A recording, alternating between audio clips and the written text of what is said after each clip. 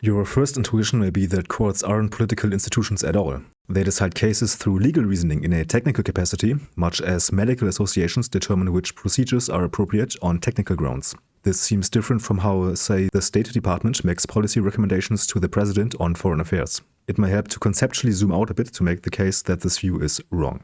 Elected legislatures distribute rights and material benefits. In a world of unlimited time and perfect information, legislators could write rules that anticipate every possible situation and prescribe the desired outcome. Decision makers could then implement their rules directly, publishing them only so citizens would know what to follow. In reality, drafting rules is costly. Decision makers face a trade-off between the time and effort spent drafting and the error costs of imprecise rules, since actual outcomes will diverge from the desired outcome. Writing 100 million prescriptions on, for example, which color each citizen must paint their kitchen would be absurdly costly, while the harm of someone choosing the quote-unquote wrong color is negligible. The result is legislation that orders the social world without covering every possible case. Laws are incomplete contracts. Legislators delegate their enforcement because they lack the resources to do it themselves. This creates a principal-agent relationship. Legislators are the principals, bureaucrats and judges the agents. Substantive judicial review complicates this model. Here, the courts are agents of a constitution maker centuries ago.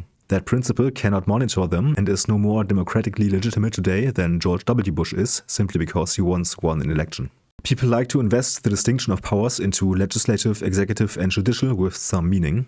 But power does not come in different shapes or colors. Quote-unquote branches of government are a legal fiction like property, not a factual state of affairs like possession. Courts are, in effect, independent regulatory agencies under a different name. The principal can limit the agent's latitude via monitoring their behavior. If there is a reliable way to detect undesired decisions by the agent and reversing those decisions is relatively inexpensive, the legislature could get perfectly aligned behavior from courts and regulatory agencies. For example, negatively affected parties of bad decisions may be empowered to appeal those decisions to the principal. This would not reliably detect bad decisions though, as people would abuse the appeals process, and reversing all bad decisions may cost the legislature more than just letting minor bad ones stand. Hence, judicial politics emerges. The legislature is drawing a circle around the target, but courts have discretion within it, and judges will use it according to their own policy preferences, just by definition of what policy preferences are.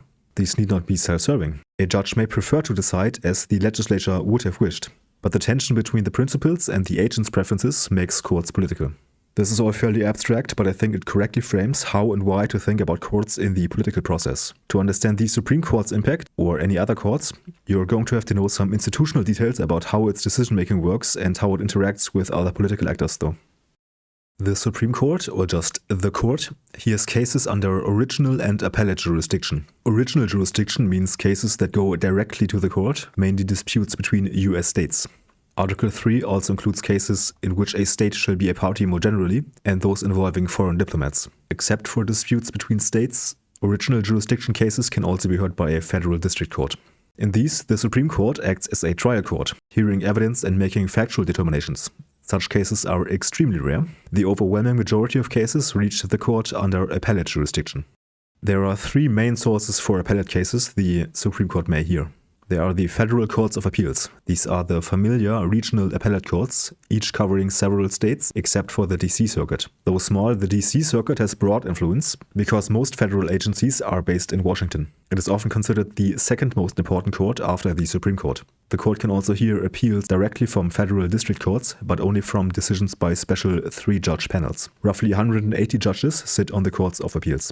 Secondly, there are specialized courts of appeals. The Court of Appeals for the Armed Forces, which is the final appellate court for the military justice system, and the Court of Appeals for the Federal Circuit. The Federal Circuit has nationwide jurisdiction over specialized areas such as patents, international trade, and veterans' claims. Many of the tribunals from which it hears appeals are Article 1 tribunals created by Congress, itself created by Article 1, hence the name, not Article 3 courts that derive their legitimacy directly from the Constitution. For instance, the Court of Appeals for Veterans' Claims, or the Tax Court, are Article 1 tribunals, with the former appealing to the Federal Circuit and the latter to the regular federal courts of appeals. Territorial Supreme Courts in Puerto Rico, Guam, the US Virgin Islands, and the Northern Mariana Islands can also be counted here. About 35 judges serve on all of these specialized courts combined. Thirdly, there are the state Supreme Courts. The court may review decisions of the highest state courts if they involve substantial issues of federal law. A case based purely on state law can still reach the court if one party argues that the state law itself violates federal constitutional rights. In total, about 350 judges sit on the state Supreme Courts. Below these appellate levels are the federal district courts, with at least one in every state and territory, and nearly 700 judges nationwide. There are also numerous specialized courts, such as the Tax Court and the Court of Appeals for Veterans Claims already mentioned.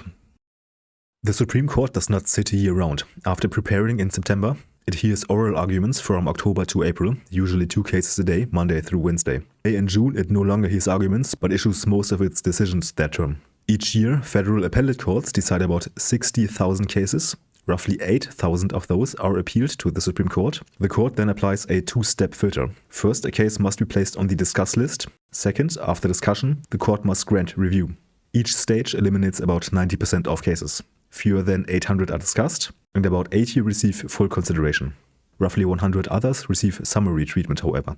A case is accepted if at least 4 justices vote to hear it, a self-imposed rule known as the Rule of 4. The raw number overstates the true pool of serious petitions. At least 2/3 of those 8,000 cases that get to the Supreme Court are informa pauperis by prisoners, often filing pro se. These are boilerplate and rarely involve novel federal issues. Hence, almost none are granted. Excluding them, the number of plausible cases is closer to 2,000 or 3,000. Of these, 1/4 to 1/3 are discussed, and about 10% of those are granted review. When the Supreme Court grants review, it grants a writ of certiorari, or just cert for short, or a writ of certiorari if you want to be pretentious. Until 1950, every petition was discussed unless a justice flagged it for rejection. With today's volume, the presumption is reversed. Petitions are denied unless placed on the discuss list. Formally, the Chief Justice compiles that list. In practice, all other justices, called associate justices, can add cases, so the Chief has no exclusive agenda-setting power. The process also depends heavily on law clerks. Almost all justices participate in the so-called cert pool, in which petitions are randomly assigned to clerks. Each clerk writes a memorandum summarizing the case and recommending grant or denial. These memoranda are the main source of information the justices receive, not just for decisions about what to add to the discuss list, but even for their vote on whether a case should be granted cert. These law clerks are unusual as an institution, in my opinion at least.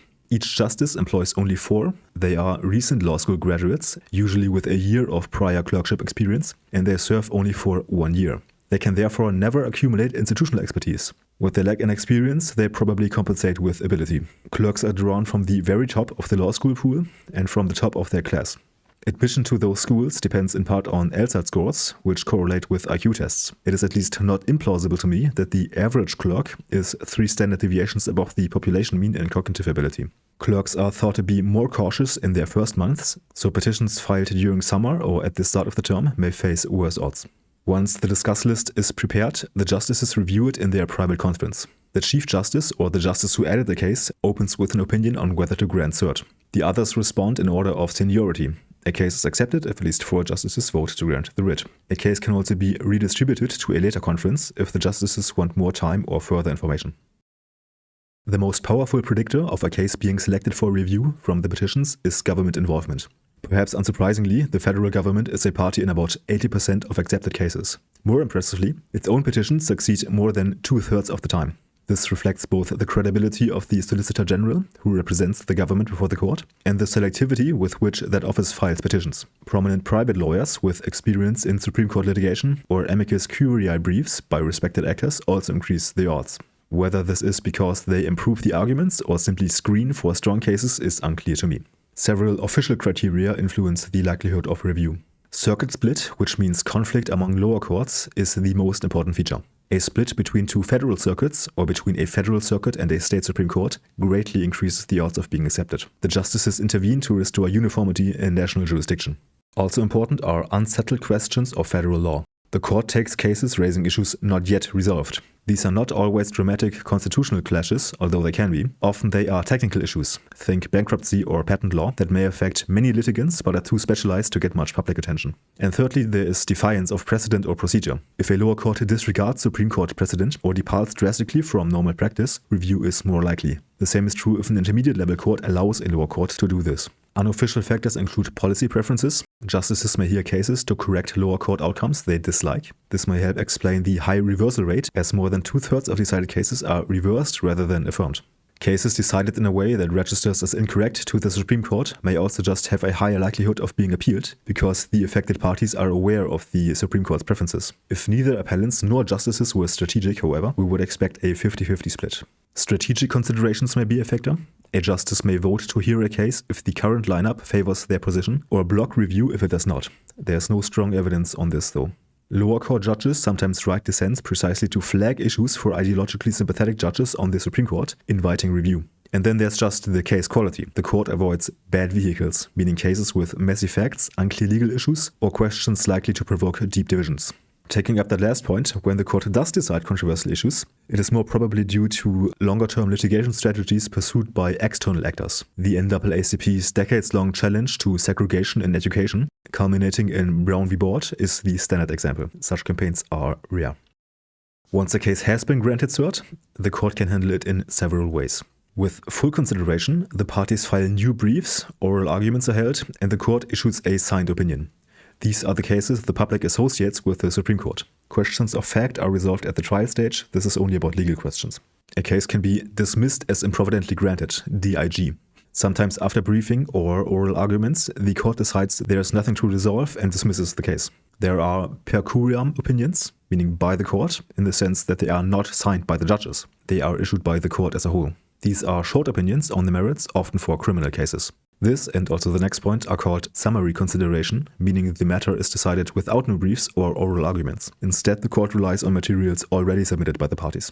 And then there are GVR orders. This is the typical form of summary consideration. The court grants cert, vacates the lower court's decision, and remands that case to that court for reconsideration. Usually this is because another Supreme Court opinion has been issued in the meantime, between the lower court's ruling and right now, that already settles the issue. The politically salient cases, the ones that dominate public attention, are those given full consideration and oral arguments. Oral arguments are held from October through April. Each case gets 1 hour, split evenly between the two sides. Prepared speeches matter little, the argument is already in the briefs. The session is instead a fast-paced interrogation by the justices, who interrupt lawyers and each other freely to ask for clarifications or pose challenges to the arguments. In practice, the justices speak more than the lawyers. In the early years of the court, by contrast, oral arguments were long, uninterrupted speeches and often the only information available to the justices. The influence of oral argument is real but limited. Briefs matter more, as does the justices' extended deliberation with their clerks. Many justices also have well-formed views on the legal issues before the case even arrives. They have already had long legal careers after all. The questioning serves multiple purposes. Justices often use questions as signals to colleagues, highlighting the strengths of the side they favor or exposing weaknesses in the other. But questions can also invite lawyers to strengthen fragile points. This makes oral arguments an early stage of coalition building, as justices float positions and test support. At the same time, many questions are sincere attempts to clarify ambiguities and points left open in the briefs, or to probe the broader implications of a ruling in either direction. The justices themselves claim to value the stage, but if it were truly decisive, they would likely allot more than 1 hour. Oral arguments, in short, are more about the justices than the lawyers. To succeed, counsel must know not only the case, but the inclinations, histories, and philosophies of the 9 justices in front of them. One lawyer arguing before the court holds a special position, however, in part precisely because they do not just try to sway the Supreme Court to their side. The federal government's Solicitor General. The title Solicitor General can look odd at first. General is an adjective, not a noun, so the plural is Solicitors General, like Attorneys General or Surgeons General. It belongs to the same linguistic family as President-elect, Professor Emeritus, or God Almighty. I don't feel the need to explain the background of the quite well-known judges, but a look at the current Solicitor General may be interesting, also to see how the current Trump administration approaches running the DOJ. The current Solicitor General, Dean John Sauer, is close to Trump's ideal pick. For Trump's opponents, he combines the worst of all worlds: loyal to Trump, ideologically committed, and highly competent. Sauer shows all the signs of very high cognitive ability, high levels of education, high grades, professionally successful, admitted to multiple highly selective institutions, has decades of experience both in private practice and government service. His political alignment is clear. He clerked for Scalia and another prominent conservative judge. He led Missouri's litigation against abortion as their state-level Solicitor General. In that role, he authored an amicus brief backing Texas's attempt to block certification of the 2020 election. And most recently and prominently was Trump's personal attorney for the infamous Trump v. United States from 2024, securing criminal immunity for presidential official acts. The ruling of the court actually went further than Trump's team had argued for. They argued that the president becomes criminally liable for conduct only if he is impeached and convicted by the Senate for that conduct first. The court ruled that the president is simply not criminally liable for most official acts, irrespective of what he is or is not impeached for. Trump has a habit of staffing the DOJ with personal attorneys, suggesting a push for tighter White House control of the department after decades of relative autonomy. The Solicitor General oversees about 24 elite lawyers who function as the federal government's law firm before the Supreme Court. Agencies cannot appeal an adverse ruling without the Solicitor General's approval. If the EPA loses in the DC circuit, for instance, it cannot go further without Sauer's sign-off. This gatekeeping ensures the government speaks with one voice and prevents different agencies from making contradictory arguments. It also explains much of the Solicitor General's credibility with the court. By filtering out weak or trivial cases, the office signals that petitions it does bring are worth the justice's time. The Solicitor General is sometimes called the 10th Justice. Formerly an advocate for the federal government, the office is expected to maintain candor and long-term credibility, not simply be a zealot for the current admin. The Solicitor General even keeps an office inside the Supreme Court building. The court often issues calls for the views of the Solicitor General, CVSGs, in cases at least where the government is not a party, essentially asking the Solicitor General to advise on whether search should be granted. The office's institutional memory and its access to broader DOJ make it a valuable source of information that the justices and their clerks lack. By screening cases and offering guidance, the Solicitor General reduces the court's workload while raising the signal-to-noise ratio of what reaches the docket. This advisory role shows up in the courtroom too. The Solicitor General can file amicus briefs in any case without needing the parties' consent and is then unusually likely to receive argument time. Most stunning is the practice of confession of error. The Solicitor General will sometimes argue before the Supreme Court that a lower court incorrectly decided in favor of the government, recommending that the court overturn the decision. Calling the Solicitor General the government's lawyer thus misses the point. The office wields influence precisely because it is seen as more than an advocate, a source of reliable information and good faith judgment. Its credibility rests on not pressing every advantage, and paradoxically, that restraint is what makes it powerful. After oral arguments, the justices discuss the case, typically in the Friday morning conference. The Chief Justice speaks first, followed by the other justices in order of seniority. Each indicates which party should prevail and briefly explains why. This stage is not for debate. Most intellectual work occurs in private, the justices arguing with their law clerks. With 9 justices, assuming no vacancies, a tentative majority necessarily emerges. This initial vote does not decide the case. Its main purpose is to assign opinion writing. The most senior justice in the majority, the Chief Justice if aligned, chooses who will draft the opinion. The minority does the same for their response. Assignments are partly workload management, but can also be strategic. A justice may assign the opinion to someone with the right ideological stance, or to a centrist to maintain a fragile majority. I don't want to overstate this. The opinion will ultimately still have to get a majority of the judges behind it, so the result will always be a compromise of at least 5 opinions, regardless of the drafter.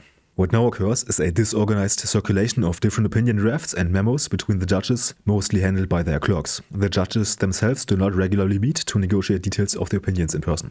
The assigned justice briefs their clerks on the conference discussion, including points other majority members want reflected, and provides a rough outline of the drafted opinion. Clerks draft the opinion, the justice revises it, the draft circulates to all justices. Colleagues then respond via paper memos requesting changes or clarifications. And clerks also communicate across chambers. The same will happen within the minority. One purpose is strategic, to peel off justices and overturn the majority. This is rare because the majority drafter can often accommodate concerns in advance. If this were the only goal, dissenting opinions would never need to be published once a majority opinion has been reached. This is the typical case in other legal systems, for example for the German Constitutional Court. But dissenting opinions can influence other actors as well. They may point out interpretations of the majority opinion that lower courts can use to not apply the majority opinion to a particular case. They may offer differing interpretations of the legal question that can be picked up by a future Supreme Court overturning this court's decision. Finally, they may appeal to Congress to change the law. This is only relevant for statutory cases, not constitutional issues. Before someone gets mad at me for not naming all opinions, disagreeing opinions can be dissents, objecting to the outcome, or special concurrences, objecting to reasoning. Regular concurrences actually agree on result and reasoning but clarify points they feel the majority insufficiently addresses. Plurality opinions occur when no reasoning achieves a majority, though the case still produces a winner, of course. This reduces precedential value, but in my opinion, this is actually the best realistic outcome and how the court should rule generally. People may call this judicial minimalism. While it is logically impossible to have multiple majority opinions, if a minority judge is dissatisfied with the opinion written by the rest of the minority, they may write a separate one. Anecdotally, judges report that individual dissents are most fun to write as they do not have to compromise with anyone. Theoretically, Congress is the most powerful player vis-à-vis the Supreme Court. When the court interprets a statute in a way that falls outside the ideological spectrum of both chambers and the president, they can simply change the law to force a different interpretation. In reality, a gridlocked Congress makes this unlikely. Since constitutional amendments are currently unthinkable, rulings by the court on constitutional issues are effectively final anyway. Beyond direct overruling, Congress controls federal court jurisdiction, funding, and personnel. Congress can simply decide that some matters are not in the jurisdiction of federal courts generally, or not in the appellate jurisdiction of the Supreme Court specifically. This has actually happened once during Reconstruction. Congress can touch original jurisdiction without changing the Constitution. Other changes to jurisdiction require statutory action and therefore need to navigate the filibuster. Congress could just appropriate $0 for the Supreme Court's budget. Judges' salaries are constitutionally protected, but law clerks, librarians, IT staff, security, and maintenance would go unpaid. At some point, the building itself could not safely operate. The judges wouldn't be able to handle most cases on their own, and lower court rulings would stand. Additionally, there would be no money for printers, paper, ink, or internet access to publish any opinion the judges may still write. Appropriations can be filibustered unless someone wants to invoke the nuclear option. Congress can also reduce or even eliminate federal courts below the Supreme Court. It cannot abolish the Supreme Court itself without a constitutional amendment, but it could set the number of justices to 1. Life tenure means immediate reduction would require impeachment, a 2/3 Senate vote, and this cannot be handled by the nuclear option. If that is impossible, the number of judges would reduce over time as they leave office. Court packing discussions usually focus on expansion, but deliberate reduction is rarely discussed, I feel. Budget reconciliation might allow some maneuvering, requiring only a simple majority in both chambers, but as the budgetary effect of reducing or increasing the number of judges would be incidental and therefore violate the Byrd Rule, the Senate parliamentarian would likely block it. Overcoming that would require the nuclear option. These powers are largely theoretical. In practice, Congress's everyday influence comes through Senate confirmation of judicial nominees. After the nuclear option, a simple majority now suffices. Democrats eliminated the 60-vote threshold for lower federal court judges in 2013, and Republicans extended it to Supreme Court nominees in 2017 for Gorsuch. This immediately reveals the president's influence. He is an agenda setter for judicial nominations. No one makes it into the federal judiciary without being nominated by the president. Scholarly opinion seems to be that the nomination process has in fact become more politicized, with presidents paying close attention to the political leanings of their nominees in the last couple of decades. Next to monitoring, principals, meaning the president, can pick agents, meaning Supreme Court justices, that have aligned preferences. Similarly, spouses are asked and allowed to make decisions about life and death if their significant other cannot make the decision themselves, because we presume that not only do they know what the comatose agent's wishes would be, but also that they are motivated to act on those wishes. Hence, presidents try to appoint nominees that share their policy goals and are able to act on them. While presidents are technically unconstrained in whom they nominate, there are literally no constraints at all. A 12-year-old French boy living in France who is somehow also a convicted felon and intellectually retarded would be a fair nomination. Presidents therefore favor candidates with long appellate experience and high competence. Past behavior predicts future behavior, and competent lawyers are better able to persuade their colleagues. However, Supreme Court justices are not usually the absolute elite of lawyers. Senate confirmation always produces compromise candidates, and ideological alignment can compensate for lesser legal skill. Almost all successful nominees are members of the president's party. Interest groups try to influence nominations through endorsements or opposition, but any effect is modest. Their main leverage lies in bringing cases to the court once it is constituted, not in shaping its composition. How effective the Supreme Court will be in reality depends most on courts at the lower end of the hierarchy that actually implement its decisions. The federal district and appeals courts and the state courts. While the social norms of the profession and fear of having one's ruling reversed on appeal generally keep lower courts obedient, the Supreme Court cannot review every decision, leaving room for maneuver.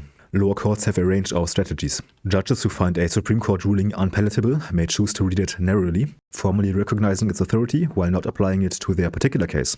They could distinguish the precedent, emphasizing factual differences to claim that the higher court's reasoning does not apply in the present instance at all. There is open defiance, more confrontational and rare, but not unheard of. Most dramatically visible in the South after Brown v. Board, where state courts lent support to segregationist resistance. And then there's pure delay. The sheer slowness of litigation allows opponents of a decision to blunt its effect through years of procedural wrangling. Success with these strategies depends on institutional and personal factors. Ambiguity in opinions opens space, clarity constrains it.